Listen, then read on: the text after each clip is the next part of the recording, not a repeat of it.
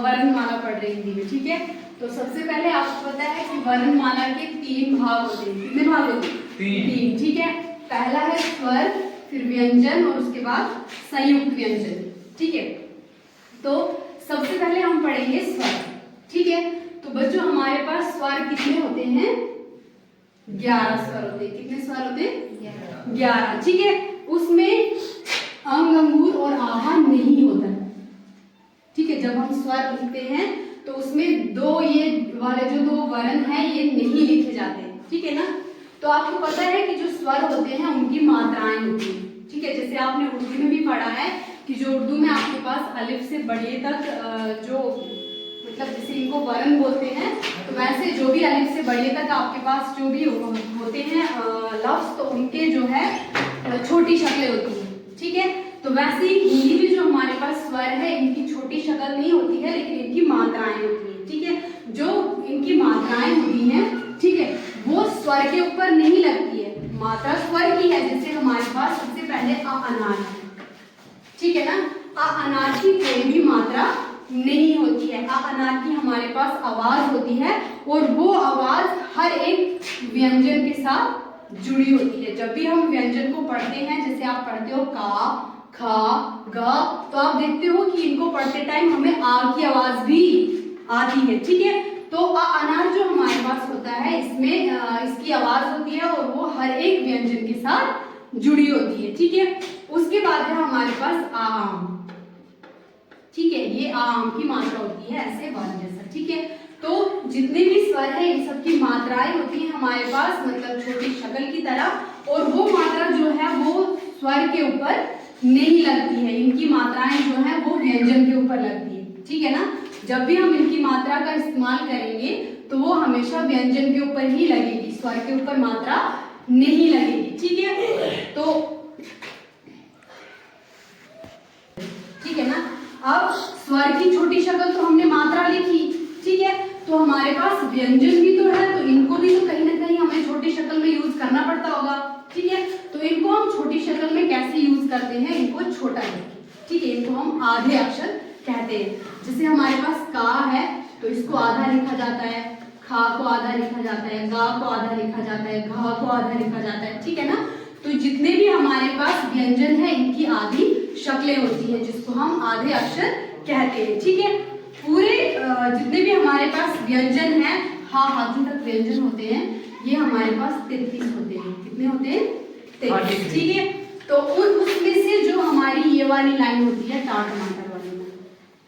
ठीक है, जो हमारे पास पूरे व्यंजन में से बाकी जितने भी हमारे पास व्यंजन है, ये वाली लाइन, ये वाली लाइन, ठीक है, जितने भी व्यंजन है हा हाथी तक, वो सब आधे लिखे जाते हैं। लेकिन जो टाट टमाटर वाली लाइन होती है ये आधी नहीं लिखी जाती है, इसको तोड़ा नहीं जाता। इस पूरी लाइन में जितने भी वर्ण हैं इनको तोड़ा नहीं जाता है। ठीक है, जब भी हमने इनको आधा लिखना होता है, इनको हम तोड़ नहीं सकते। ठीक है, बाकी व्यंजनों को मैंने आपको दिखाया है कि इनको हम तोड़ सकते हैं, लेकिन जो ये वाली लाइन है इनको हम तोड़ के नहीं लिख सकते, लेकिन आधा तो इनको भी लिखना है। तो जब भी हम इनको आधा लिखते हैं तो इसके नीचे से हम ऐसे लाइन लगाते हैं। ठीक है, जहां पे भी आप इसको इसके नीचे से लाइन लगी हुई देखोगे, इसका मतलब ये होता है कि वहां पे ये वाला वर्ण आधा होता है। ठीक है, ये वाली पूरी लाइन, ये जो 4 वर्ण है इसके, इनको ऐसे ही आधा लिखा जाता है।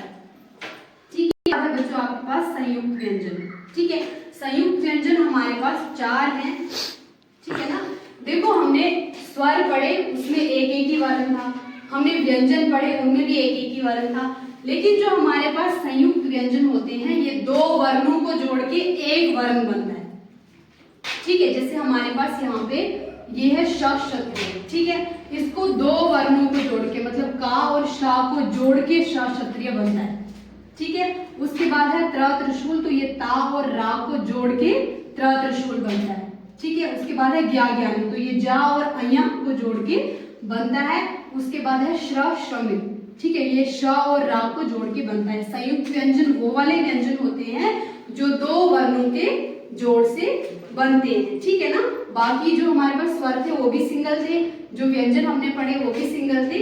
जो संयुक्त व्यंजन हमने पढ़े वो संयुक्त व्यंजन वो वाले व्यंजन होते हैं जिनको जो दो वर्णों के जोड़ से बनते हैं।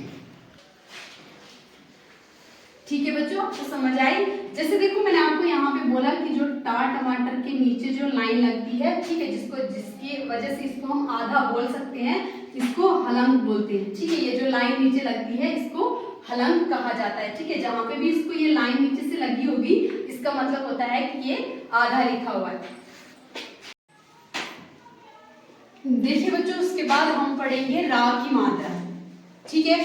जितने भी हमारे पास व्यंजन होते हैं उनमें से किसी भी व्यंजन की मात्रा नहीं होती है, लेकिन रा की मात्रा हमारे पास होती है। जैसे आपने देखा होगा प्रार्थना लिखते हैं हम, ठीक है ना, तो उसके साथ भी मात्राएं लगा जाती है। ये भी रा की मात्रा है और ये भी रा की मात्रा लगाई गई है, ठीक है। एक ये वाली मात्रा होती है हमारे पास, एक ये वाली होती है और एक ये वाली होती है, ठीक है। रा की 3 मात्रा होती है, इन तीनों को रा ही पढ़ा जाता है, ठीक है। तो सबसे पहले देखो ये वाली मात्रा हम पढ़ेंगे, जैसे मैंने यहाँ पे अभी लिखा था। देखिए बच्चों, यहाँ पे अब हम इसको पढ़ेंगे तो जा उ र, ठीक है, यहाँ पे रा पढ़ने में आ रहा है, ठीक है ना। तो हमने इसको मात्रा लगानी है तो हम मात्रा आ के ऊपर लगाएंगे, ठीक है। बहुत से बच्चे यहाँ पे माँ के ऊपर मात्रा लगाते हैं, ठीक है, ऐसे लिखते जुर्माना। लेकिन आप देखो यहाँ पे माँ के साथ जो है आपकी आ की मात्रा जुड़ी हुई है, ठीक है ना। माँ के साथ आ की, क्योंकि ये मात्रा है तो ये माँ के साथ जुड़ी हुई है, क्योंकि अगर हम इसको अलग करेंगे तो आपका जो ये शब्द है ये आधा रह जाएगा और बिना माँ के इस आ को हम लगा नहीं सकते, ठीक है। तो माँ, ये आ जो है ये माँ के साथ जुड़ा हुआ है, ठीक है। तो इस माँ आ का मतलब यहाँ पे ये खत्म हो रहा है, तो इसलिए हम इसको एंड पे ही मात्रा लगाई जाती है। जैसे आप कक्षा कार्य लिखते हो, ठीक है ना, तो यहाँ पे आप या के ऊपर रा लगाते हो। अगर इसके आगे आ होता तो फिर आपको ये आ के ऊपर ही लगाना पड़ता, ठीक है, समझ आई। जैसे अगर यहाँ पे मात्रा नहीं होती, जैसे हम प्रार्थना लिखते हैं, ठीक है ना, तो प्रार्थना में भी था के ऊपर ही रा लगा है, क्योंकि हमारे पास यहाँ पे कोई मात्रा नहीं, कोई मतलब मात्रा नहीं है, कोई भी चीज नहीं है जो था के साथ जुड़ी हो। आगे वर्ण है हमारे पास तो इसके ऊपर हम नहीं लगा सकते, फिर वो पढ़ने में भी इसके ऊपर ही आएगी, ठीक है ना। तो यहाँ पे मात्रा थी जो माँ के साथ जुड़ी हुई है, ठीक है, वो कोई वर्ण नहीं है, वो अलग नहीं है, वो इसके साथ जुड़ी हुई है, इसलिए हम आ के ऊपर इसमें मात्रा लगाते हैं, ठीक है।